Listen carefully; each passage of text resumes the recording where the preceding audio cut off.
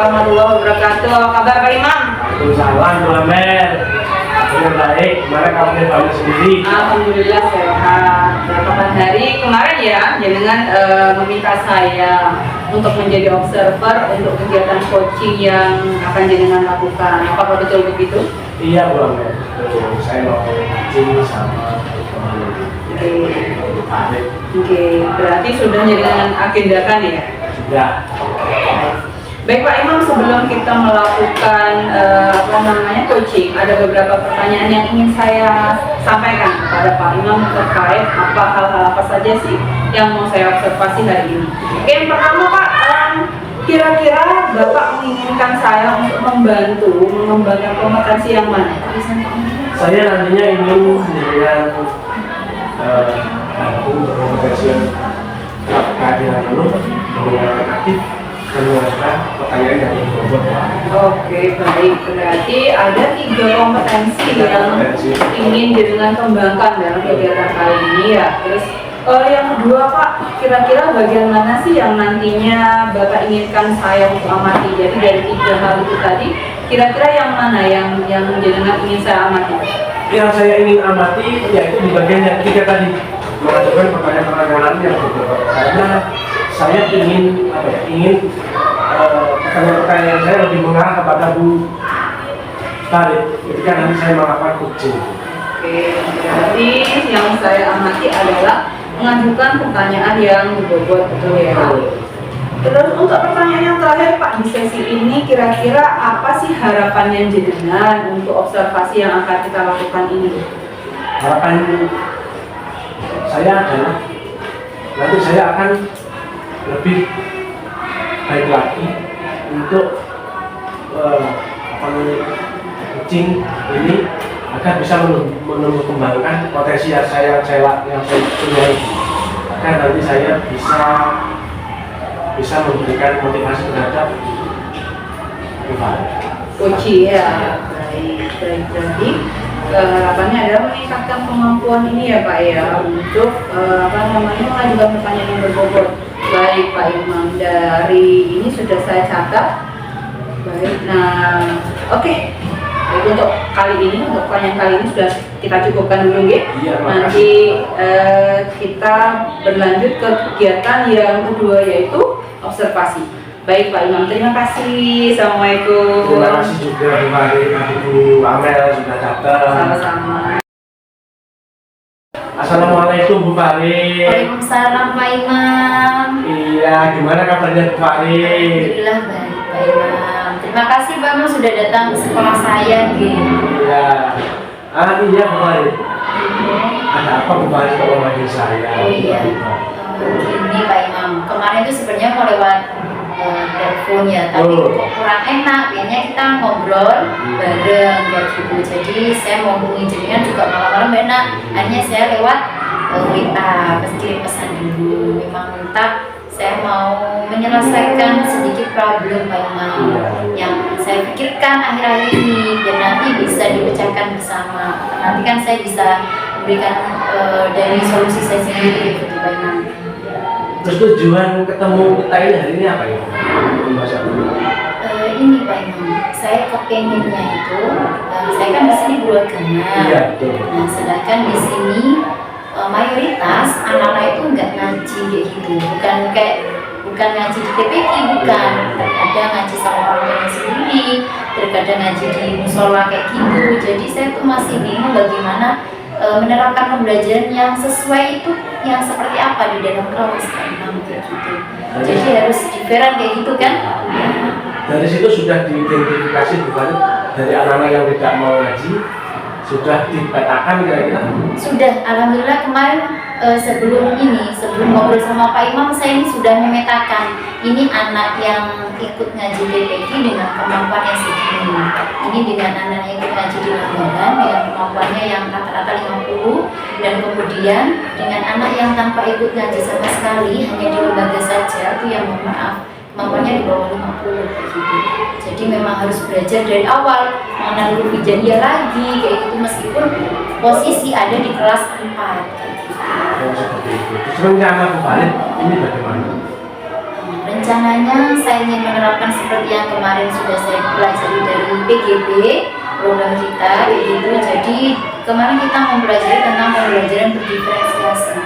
Jadi saya mau membentuk anak-anak dengan pembelajaran berdiferensiasi konten berdasarkan gaya belajar mainan. Saya pengennya memang anak-anak nanti setelah saya beri materi itu nggak saya misalkan saya beri video saja enggak, biar anak-anak nulis sendiri. Jadi ada saya kasih poster, kasih video, kemudian saya berikan buku pelajaran, itu biar anak-anak nulis sendiri. Kira-kira gaya belajar mereka itu yang seperti apa? Saya nggak menunjukkan, biar anak-anak di depan saya berikan medianya, yaitu biar anak-anak nulis sendiri. Gitu. Rencana yang sudah dilakukan kemarin kira-kira kalau sebelumnya namanya itu kalau diposisikan dengan nilai dari nilai 1 sampai nilai 10 itu akan nilainya berapa? Kalau masih tahap sekarang Ya. ya 6, itu masih ada di nilai 6. 6. Karena saya memang harus ini ya, gimana caranya anak-anak itu seenggaknya bisa membaca dulu sebelum menghafal, karena memang materi saya mengkaji dan menghafal. Gimana mau menghafal kalau dalam buku hijaiyah bacanya saja belum begitu lancar. Hari setelah dengan melakukan perencanaan tersebut, kira-kira siapa saja yang terlibat di situ? Pastinya saya sebelum itu sudah ngomong sama kepala sekolah ya Pak Imam, Ya. kolaborasi dengan kepala sekolah. Kemudian saya juga butuh bantuan dari rekan sejawat. Kita tuh nggak bisa karena minimnya guru agama cuma 2 jam ya, 3 jam dalam seminggu setiap kelas. Itu akhirnya saya kolaborasinya dengan guru yang lain. Bagaimana sebelum pelajaran anak-anak difasilitasi dengan membaca surat pendek dulu. Kemudian juga ada pembiasaan di sekolah kami setiap pagi sholat duha. Itu masalah sholat duha, anak-anak itu membaca surat pendek Pak Imam. Dari mulai surat Al-Kafirun sampai An-Nas itu kalau sudah selesai kita naik lagi ke depan. Kayak surat Al-Zalzalah, surat Asy-Syams itu terus untuk melatih apa? Melatih lidahnya anak-anak yang memang ngapunten, memang mungkin kalau nggak biasa ngaji itu angel, Susah ya, susah kayak gitu Pak Ini Imam. melakukan pembiasaan yang positif Iya, terhadap jadi olahraga itu sendiri. biasanya kami sering latih anak untuk membaca dari surat pendek dulu, surat Al-Ikhlas gitu. Terus itu rencananya Tuhan sudah bagus. Yang bersama anak-anak sudah guru-guru yang lain. Nah, kira-kira ini kapan mau dilaksanakan Tuhan?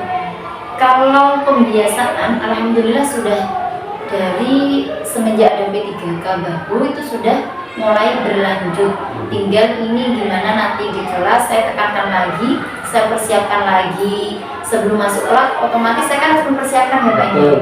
Karena mungkin sebelumnya saya memang belum melaksanakan, kayak misalkan saya mau masuk kelas nih, properti apa saja, alat apa saja yang saya perlukan itu memang belum. Nah, jadi memang sekarang setelah saya mendapatkan ilmu dari guru penggerak ini, jadi saya ternyata memang persiapan sebelum masuk kelas saya kurang. Berikannya apa saja yang saya perlukan. Jadi untuk setelah ini saya akan menyiapkan, misalkan saya besok masuk di kelas 2, hari ini saya harus mempersiapkan apa saja yang saya perlukan untuk masuk di kelas 2 besok. Luar biasa bukan idenya ya. Okay. Itu setelah dilakukan kira-kira bukan dari nilai 1 sampai nilai 10 itu bukan pada nilai yang mana? Saya nggak muluk-muluk Pak Imam, mau di nilai 8 dulu. Oh, Saya gitu itu ya. sudah bagus di nilai 8 itu. Terus nilai 8 itu tanggung jawab bukan itu seperti apa? Tanggung jawab saya pengennya di nilai 8 itu anak-anak lancar dulu pelafalan dari makhorijul hurufnya. Dari kadang anak-anak membedakan H sama H itu saja sulit.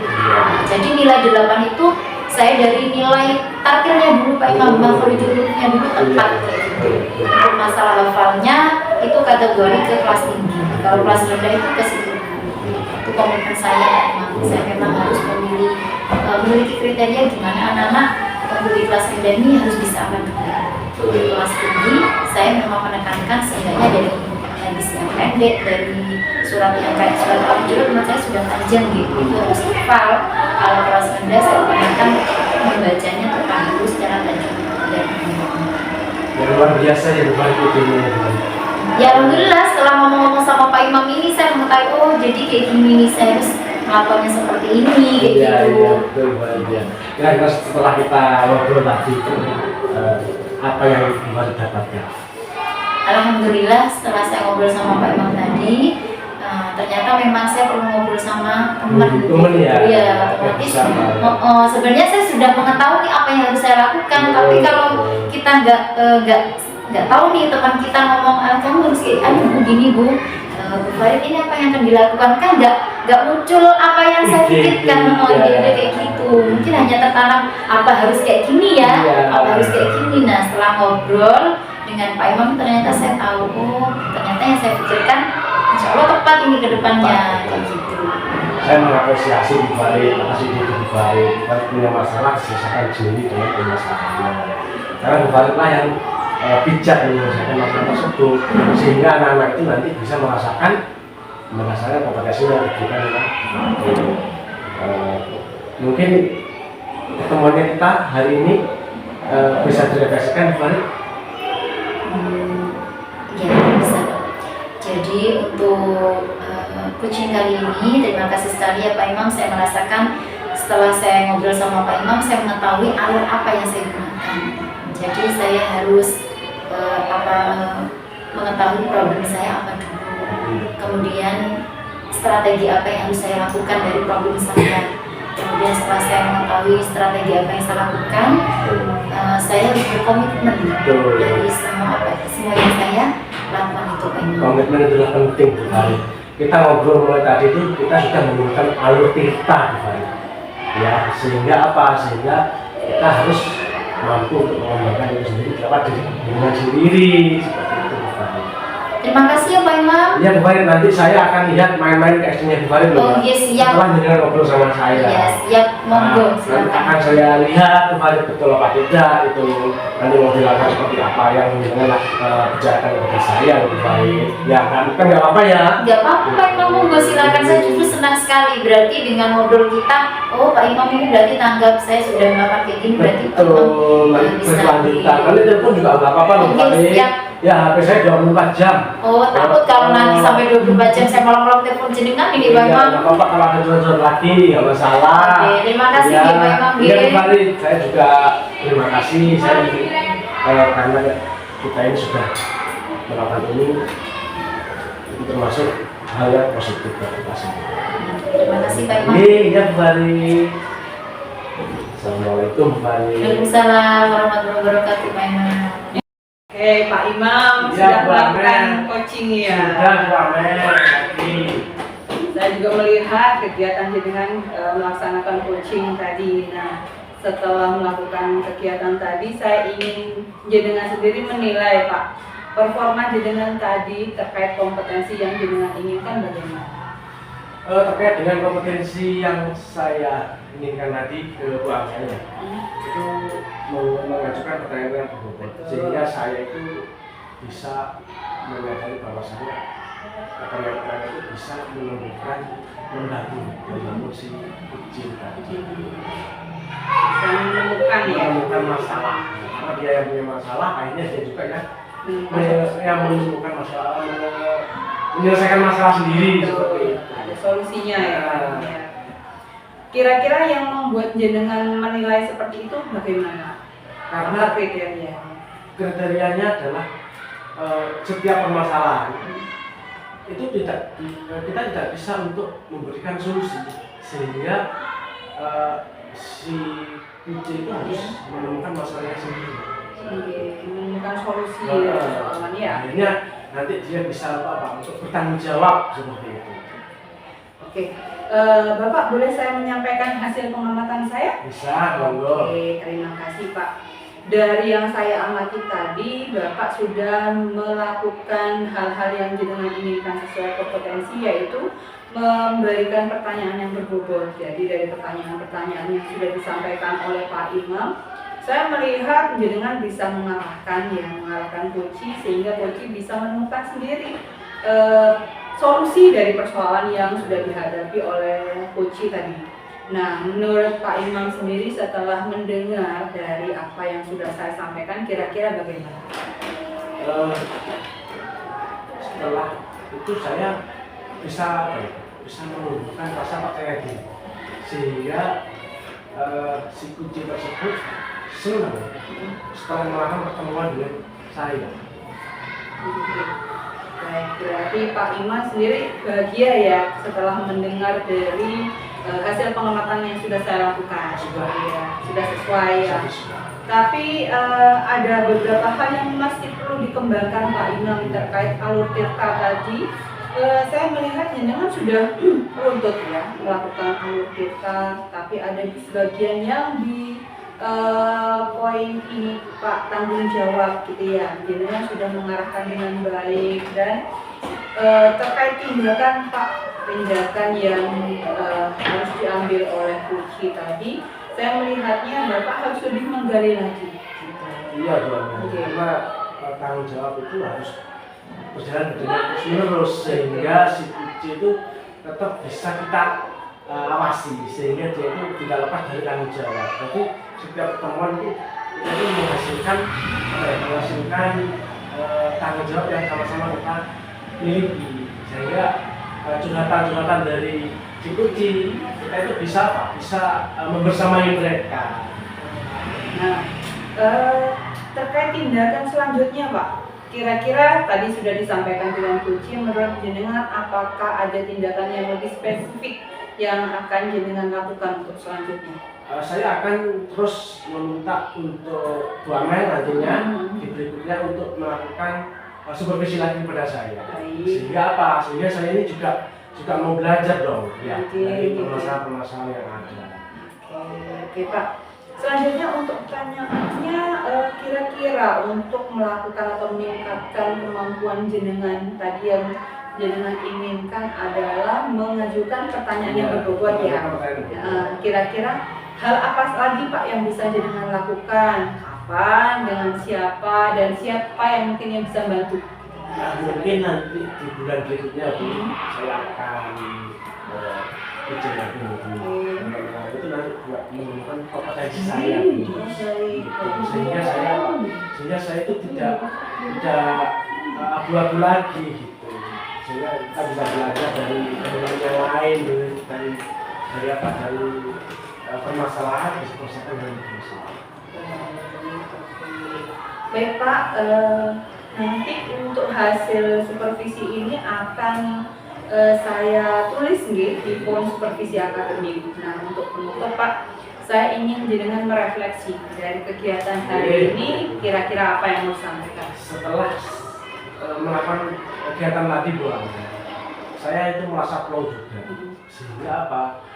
Sehingga permasalahan yang ada di Farid bisa diselesaikan. Nah, itu pun juga dia itu bertanggung jawab dari yang belum sehingga yang sudah, dia sudah memberikan penilaian sendiri loh. Baik. Sehingga apa? Sehingga dia itu nanti akan berubah dengan sendirinya loh. Seperti itu. Nah, saya sebagai bisanya cuma memberikan dorongan kepada dia agar apa? Agar pembelajarannya bisa berubah, bisa meningkatkan kompetensi berbagai. Sudah luar biasa sekali. Dari rencana-rencana yang sudah Pak Imam paparkan, saya melihat bahwa ada perbaikan gitu ya Pak ya, dari supervisi, dari harapan-harapan yang jenengan sampaikan ketika pasca pun ternyata harapan-harapan itu bisa terwujud. Mudah-mudahan di lain waktu Pak Imam lebih meningkatkan lagi kemampuan coaching ini. Ya, amin, amin. Oke, untuk kegiatan supervisi kita hari ini sudah selesai. Pak Imam, terima kasih banyak. Terima kasih juga Bu Amel. Oke, mudah-mudahan semakin meningkat, sudah membantu saya untuk di supervisi. Oke, terima kasih sekali lagi. Assalamualaikum warahmatullahi wabarakatuh.